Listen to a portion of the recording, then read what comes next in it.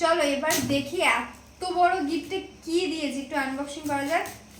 আমার এত সুন্দর করে প্যাকেট করা জিনিসগুলোকে না কাটতেও ইচ্ছে করে না, কিছু করার নেই, কাটতে তো হবে না, আমি দেখবো কি করে। আর তোমাদের সঙ্গে সব থেকে বড় কথা শেয়ার করবোই বা কি করে। ওহো, আমি মনে হয় এটা উল্টো দিক ধরে ফেলেছি। কি দিয়েছে এত বড় গিফট? ও এটা একটা ইন্টারেস্টিং জিনিস, খুব সুন্দর একটা জিনিস দিয়েছে, একটা শো। ওয়াও, তোমরা ভাবতেও পারছো না কি সুন্দর একটা শোপিস দিয়েছে। জাস্ট আমি তোমাদেরকে দিয়ে শুরু করছি, আমি নিজে অল্প দেখি, আমি দেখিনি ঠিক।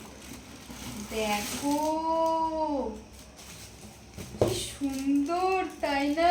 ওয়াও, এটাতে মহাদেব রয়েছে, গনু রয়েছে, কি সুন্দর লাগছে দেখো।